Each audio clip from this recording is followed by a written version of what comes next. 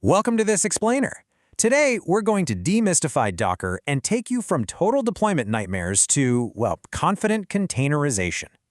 If you're looking to learn all about Docker for beginners, you are absolutely in the right place. We're going to break down the core concepts visually, step by step, so you can truly understand exactly how Docker fits into the modern software development process. Let's get into it. Okay, let's kick things off by acknowledging the universal trauma of software deployment. You know the one, the dreaded, but it works on my machine excuse. We've literally all been there, right? It's practically a rite of passage for developers to earn that badge of honor, only to watch their perfectly built code just completely crash the second it hits testing or production. So, here's our roadmap for this explainer. We'll quickly cover the core deployment problem, uncover what a container actually is, compare Docker to traditional virtual machines, go over some essential commands, and then look at automating things and saving your data. Starting with Part 1, the software deployment problem. To really appreciate Docker, we kind of have to look at the traditional setup to see why we desperately needed a better way. Just think about how we developed before Docker came along.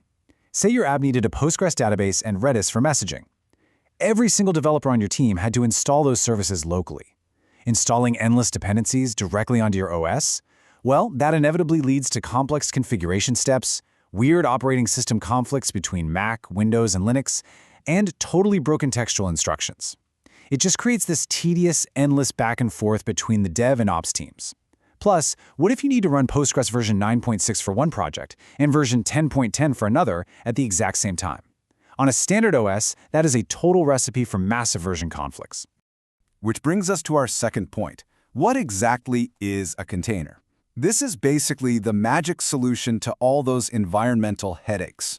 In simple terms, a container encapsulates your application into a perfectly isolated, highly portable environment.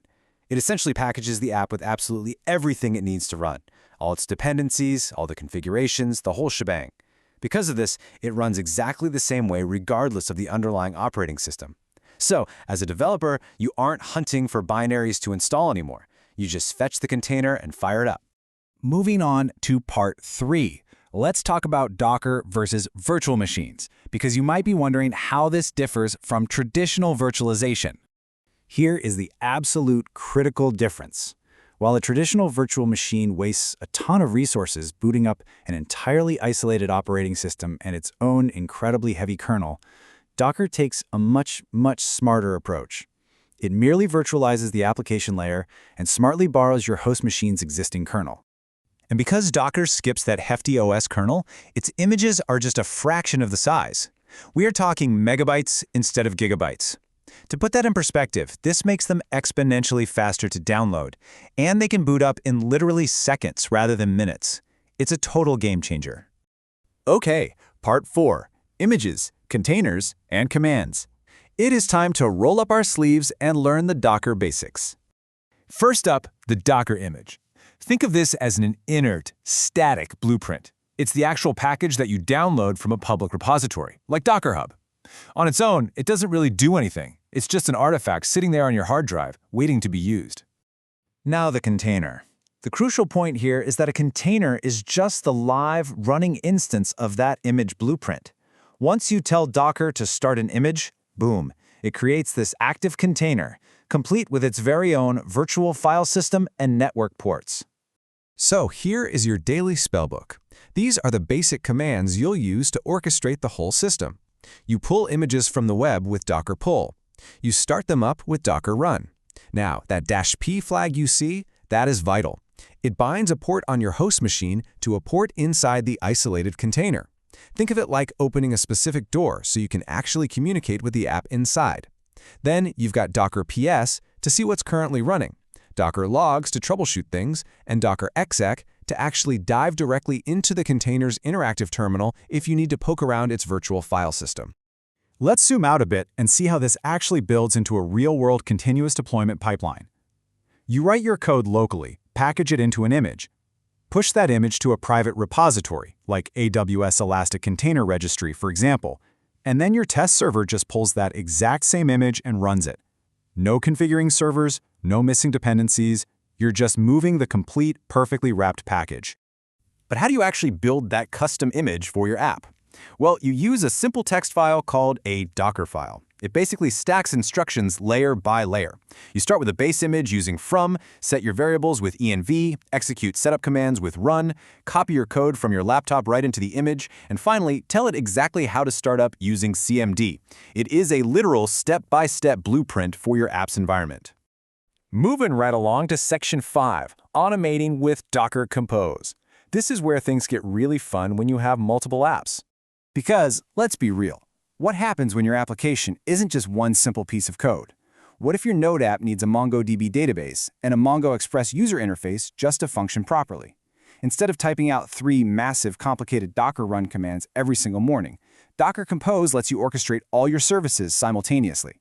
You take all those messy command line arguments, your ports, environment variables, image names, and you structure them beautifully into a single YAML file, which is basically just a simple, easily readable text list. What's really cool here is how Compose handles networking. It automatically groups your containers into an isolated virtual network. This means your backend Node app can connect to the database simply by calling the container's name, like MongoDB. You skip complex localhost and IP routing entirely. You literally just type Docker Compose up and your entire architecture boots up perfectly in sync. It's incredibly satisfying. Finally, Section 6, persisting data with volumes. We've orchestrated our setup, sure, but we still have one final dragon to slay when it comes to databases. Here is the problem. Because a container uses a temporary virtual file system, if you restart that MongoDB container right now, maybe just to apply a quick update, all your user data is instantly and permanently destroyed. No joke. It goes right back to its fresh default state. Obviously, for a database, that is a massive disaster. So to fix this, we use Docker volumes. A Docker volume essentially acts as a bridge. It plugs a permanent folder on your host machine's physical hard drive directly into the container's virtual file system. So when the container thinks it's writing to its own internal database folder, it's actually saving that data safely and directly to your laptop's physical drive. Now, there are 3 main ways to do this, but the absolute best practice is using what's called a named volume. By defining a named volume in your Docker Compose file, let's call it DB data, Docker handles exactly where on your drive the data lives, but lets you reference it super easily. This ensures that your MongoDB data safely replicates to your host machine, surviving every single container restart, update, or unexpected crash. All right, we've journeyed all the way from the absolute headache of manual deployment conflicts to running fast, interconnected, and persistent containers. You now understand images, commands, orchestration, and volumes. The era of "it works on my machine" is officially over for you. The only question left is, now that you have the power to deploy anything, anywhere, in seconds, what outdated, clunky system are you going to containerize and completely replace tomorrow?